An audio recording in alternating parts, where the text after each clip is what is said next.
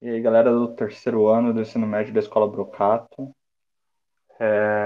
Eu estou fazendo esse vídeo aqui porque eu tinha prometido para vocês, né, a aula extra aí sobre os artrópodes, porque ele é um dos últimos que está faltando aí na nossa lista dos invertebrados. E eu já quero adiantar o conteúdo com vocês para a gente começar a tratar sobre os outros assuntos que a gente já devia estar começando, né? Que a gente está um pouco atrasado aí na matéria. Então vamos lá. Eu vou compartilhar aqui a tela com vocês e eu vou explicar os slides um por um, certo? E vocês passem isso depois para o caderno, quando eu terminar de upar para o YouTube o vídeo.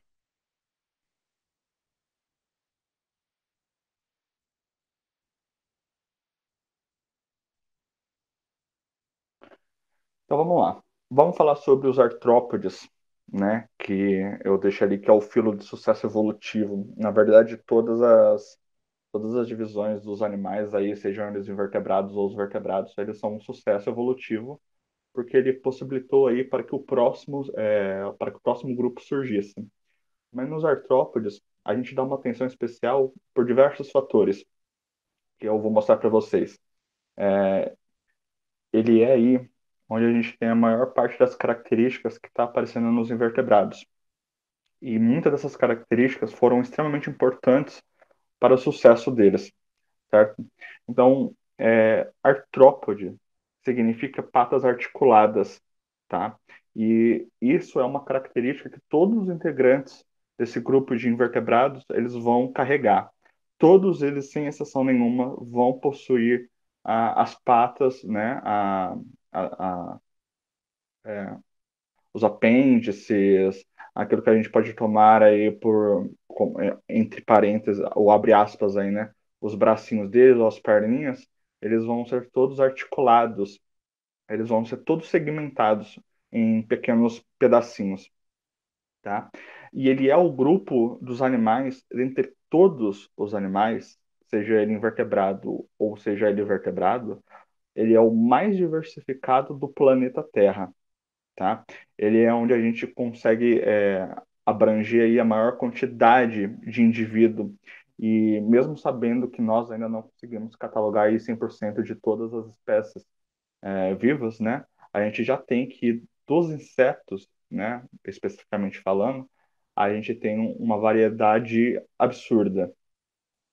E os sucessos para a evolução dessa espécie, né, a gente se dá por três fatores que a gente não tinha até então. E algum desses fatores a gente não vai conseguir ver até a gente chegar, por exemplo, aí nos vertebrados. Quais são eles? Primeiro, exoesqueleto. Segundo, os diferentes tipos de aparelhos bucais, que eu já vou explicar para vocês o que isso significa, certo? E a capacidade de alguns integrantes de conseguir voar. Essas três características foram fundamentais. Nem todos os artrópodes carregam exatamente essas três características. O exoesqueleto é uma característica que todos os artrópodes eles vão carregar, certo? Pelo menos em algum momento da vida deles. Mas nem todos eles vão, por exemplo, conseguir voar e nem todos eles vão apresentar um aparelho bucal diferente um do outro. Mas, via de regra, são esses três fatores. Então, o que que significa esse exoesqueleto? Tá?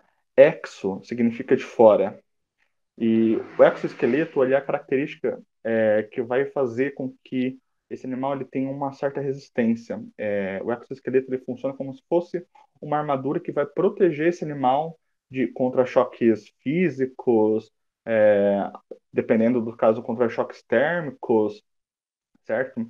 Ele vai proteger o corpo desse animal, porque o corpo desse animal por si só ele é frágil, certo? Então, o fato dele ter esse exoesqueleto, ele consegue, por exemplo, colidir contra alguma pedra, alguma árvore, alguma coisa do gênero, sem sofrer aí graves danos, né, para o corpo dele. E é por conta também desse exoesqueleto, principalmente, que junto ali com alguma musculatura que ele tem, que vai conseguir dar a sustentação para esse animal ele conseguir se movimentar melhor, tá? Os aparelhos bucais, eu deixei uma imagem aqui para vocês terem uma noção mais ou menos do que eu vou falar, certo? Você diversificar o aparelho bucal dos animais é uma vantagem evolutiva gigantesca, porque você elimina dentro do próprio grupo a competição por alimento que eles mesmos teriam, certo? Se você pensar, por exemplo, num grupo de carnívoros, né? Se vocês colocarem dentro do mesmo grupo, por exemplo, por mais que eles não coexistam no mesmo lugar, por exemplo, um leão, um tigre, um urso, todos esses animais eles são carnívoros. E se eles tivessem que competir pelo mesmo alimento, muito provavelmente uma ou duas dessas espécies deixaria de existir, ela seria extinta. Isso colocando numa situação onde esses três grupos de animais aí vivessem no mesmo local. Por que que isso aconteceria? Porque eles competem pelo mesmo alimento, que é carne, certo? Eles caçariam o mesmo animal e eles iriam competir pelo mesmo território. Então, qual que foi a importância da diferença desse aparelho bucal?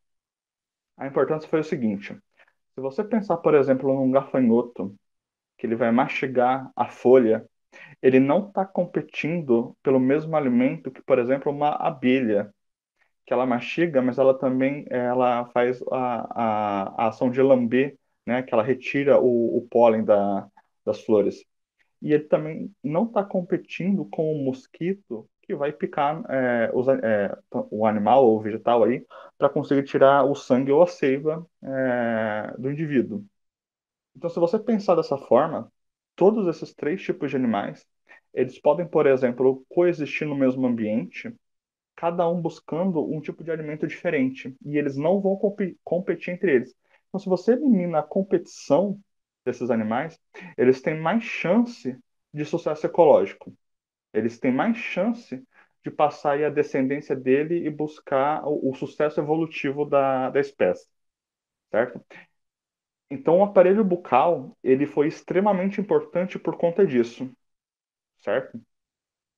Então, tem aqui o exoesqueleto, que foi um tipo de proteção para o animal, e alguma coisa, um algo a mais ali que possibilitou esse animal aí de conseguir se movimentar melhor.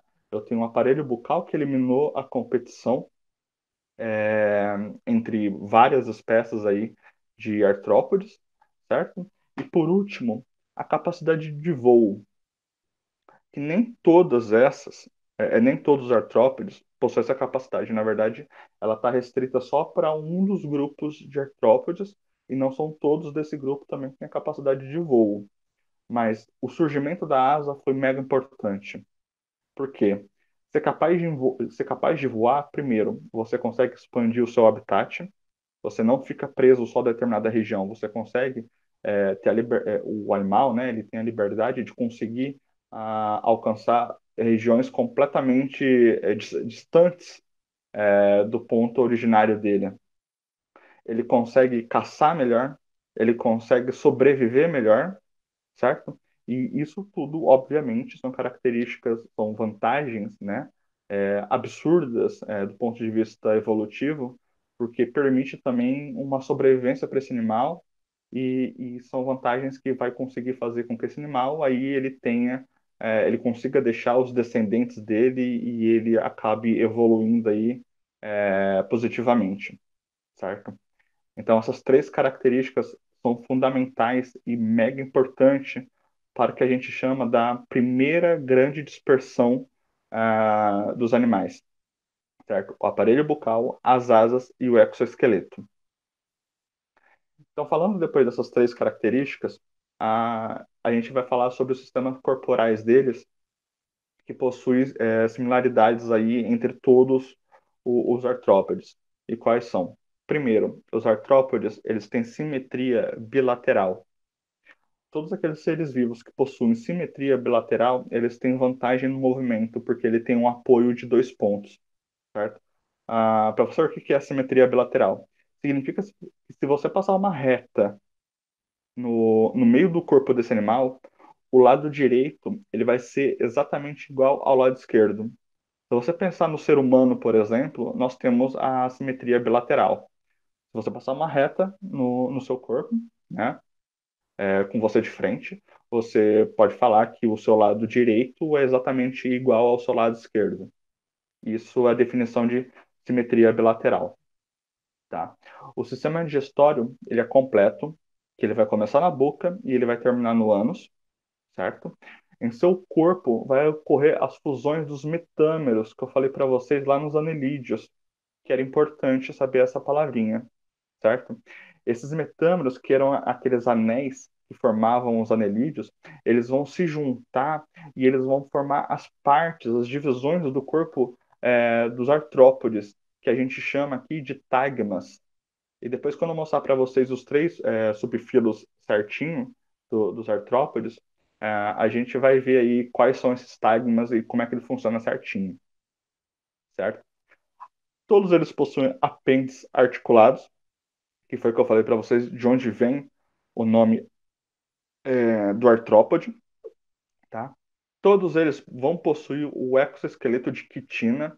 Quitina é o nome da proteína que forma aí esse corpo, esse exoesqueleto dele, certo? Eles vão realizar também uma coisa extremamente famosa aí, principalmente para a galera aí que mora perto de bosque ou alguma coisa do gênero, né? Eles vão realizar aí a muda, ou um termo mais correto aí que a gente utiliza, a equidise, para que esse animal ele cresça. O que que é essa muda, o que que é essa equidise? É exatamente essa fotinha aqui que vocês estão vendo, que geralmente a galera utiliza para poder assustar as outras pessoas, né? É quando o animal ele troca o exoesqueleto dele para um outro novo para poder conseguir crescer de tamanho. Porque esse exoesqueleto, né, já que ele está do lado de fora, ele está apertando o animal do lado de dentro e ele não permite que esse animal ele cresça muito. Então, quando o animal ele precisa crescer, o que que ele faz? Ele faz a troca do exoesqueleto dele, que é a muda ou a equidise. Pode chamar das duas formas, certo? Então, essa troca que ele faz, ele deixa a casquinha para trás. Que talvez o exemplo mais clássico que eu posso dar para vocês, né, que talvez vocês já devam ter visto aí em algum lugar, é aquela casquinha da cigarra, que ela troca e ela deixa ali na árvore, certo? E isso é a muda, ou equidise, e todos os artrópodes eles fazem isso, certo? O sistema circulatório dele, olha só que engraçado aqui, ele é aberto. Quando eu falei para vocês lá no molusco que no cefalópodes foi o primeiro animal que apareceu com um sistema circulatório fechado e que foi uma grande vantagem, que isso possibilitou que ele crescesse de tamanho, por isso que os polvos e as lulas são bem maiores do que os outros moluscos e por aí vai. Aqui, nesse caso, o sistema circulatório dele é fechado, ou desculpa, é aberto, e é uma das características, não a única, tem outros fatores aí mais importantes do que isso, mas é um dos fatores desses animais eles também não crescerem tanto, porque o sistema circulatório dele é aberto, quer dizer, o sangue, né, que circula aí, que faz a troca gasosa, ele banha as vísceras desse animal. Quer dizer, ele sai da veia, das veias circulatórias desse animal, ele banha as vísceras e depois ele retorna para as veias, certo? E os artrópodes, eles possuem o olfato e o paladar desenvolvidos. Isso significa que o sistema nervoso dele já é alguma coisa bem mais eficiente. O fato dele ter o olfato e o paladar desenvolvido significa que o sucesso evolutivo dele e a sobrevivência dele já estão um pouco mais avançada do que os demais, tá? Então vamos falar sobre os subfilos dos artrópodes. São três que a gente trata deles aí, certo? A gente acaba juntando alguns a outros grupos, mas são basicamente três mais importantes. O primeiro grupo é dos crustáceos, tá? Quais são os representantes dos crustáceos? Camarões, lagostas, caranguejos, siris, cracas, tatuzinhos de jardim, tá? A maioria deles eles vão ser aquáticos aí, seja ele de mar ou de lago, de água doce ou água salgada, e sendo algumas delas pouquíssimas como você é terrestre, eu deixei um dos exemplos aqui para vocês, que seria o tatuzinho de jardim. Ele é um exemplo terrestre nosso de crustáceo, certo? Eles possuem uma alimentação variada aí, que pode ser detritivo para algumas espécies, quer dizer que ele se alimenta aí de restos e de decomposição de matéria orgânica, quanto pode ser, por exemplo, herbívoro ou carnívoro, dependendo da espécie que você está falando. E quando eu falei para vocês sobre os tagmas, é esse exemplo aqui, ó. Esse conjunto de tagma é o abdômen do animal. E esse outro conjunto de tagma é o cefalotórax, que é uma parte do corpo do animal, né? Junto com a cabeça dele. E importante notar que nos crustáceos a quantidade de perna ela é variada. Ela não tem uma quantidade exata, ela pode variar entre algumas espécies. E ela sempre vai ter dois pares de antena, do jeito como está aqui, ó. Ele tem uma antena mais longa e uma antena mais curta. Os quelicerados é o segundo subfilo. E os representantes deles são aranhas, escorpiões, carrapatos, ácaros e aranha do mar, tá? Todos eles vão possuir um par de quelíceras, que é que vai dar um nome aí para esse subfilo, certo? Que ele ajuda a capturar esse alimento. As quelíceras são essas pinças que ficam aqui, ó, na proximidade da boca do animal, certo? Todos eles, sem exceção nenhuma, eles vão possuir quatro pares de perna e ele não possui antena, tá? Professor, tem como um escorpião, uma aranha, ter três pares de perna só? Não. Se ele tem quatro pares de perna, ele automaticamente ele é um quelicerado, certo? Não existem exceções aqui. A única exceção está lá nos crustáceos, que você não sabe bem ao certo a quantidade de perna, mas você tem aí as outras características para te dizer se ele é um crustáceo ou não. Um quelicerado, ele tem quatro pares de perna. E os aracnídeos, né, que são aí as aranhas, os escorpiões, os carrapatos e os ácaros, eles são do ambiente terrestre, sendo aí os escorpiões mais comuns em regiões desérticas, e só a aranha do mar, no caso, é um dos integrantes aí de quelicerado marinho, tá? Coisa que vocês já sabem aí, né? Aranhas e escorpiões podem possuir peçonha tanto para defesa quanto para caça do alimento, certo? Quais são os tagmas dos quelicerados? Eu tenho o cefalotórax, que é essa parte aqui de cima do animal, o pré-abdômen, que é toda essa parte aqui da região que vai ligar na cauda, certo? E o pós-abdômen, que aqui está escrito errado, tá, gente? Pós-abdômen. Esse daqui é o quelicerado. E por último, o que a gente chama de unirâmia, ou que vocês conhecem aí por insetos, né? Mas unirâmia é o termo correto aí do subfilo. Quem são os representantes da unirâmia? São os mosquitos, as libélulas, as abelhas, as formigas, os piolhos de cobra, a joaninha, etc, etc, etc. Dá para você perder um bom tempo, aqui, boas horas listando aí quem são os integrantes desse subfilo. Ele é o subfilo mais variado que eu falei para vocês lá no começo da aula, certo? Todos eles, sem exceção nenhuma, vão possuir três pares de perna, tá? Todos eles vão possuir um par de antena, um só. Os crustáceos têm dois, o Miramia tem só um par de antena. A maioria deles vão possuir um ou dois pares de asa, certo? E eles podem viver aí em diferentes locais. Pelo fato deles apresentarem as asas e por eles serem um dos integrantes mais famosos por conta da diferença dos aparelhos bucais, certo? Eles conseguiram aí se expandir e dominar aí vários ambientes terrestres que nunca até então foi conseguido passar para nenhum outro filo de animal, certo? Então, e aliás, né, um fator importante aqui é que esse subfilo, o Neramia, ele possui grande importância ecológica. Então, se a gente causa algum problema em determinada espécie, a gente pode estar causando um problema de nível de ecossistema, certo? Então, ele tem uma grande valiosidade ecológica, que a gente fala. Um dos exemplos mais próximos que eu posso dar para vocês, e atuais, inclusive, é o caso da abelha. Se a abelha deixar de existir e ela começar a entrar em extinção, a gente tem N problemas que podem acarretar a partir disso, que aí vai ser um dos temas que a gente vai trabalhar conforme eu for dar as atividades das aulas para vocês. Beleza, galerinha? A, a aula, né, sobre os artrópodes, é isso. Tentei deixar de uma forma bem resumida para vocês, bem curta, já que não tem ninguém me fazendo pergunta ou querendo entender mais alguma coisa. Mas é só para poder adiantar a matéria mesmo. Se vocês tiverem alguma dúvida depois, basta me mandar uma mensagem no WhatsApp lá, faz a pergunta que eu respondo numa boa. Beleza? Valeu, pessoal.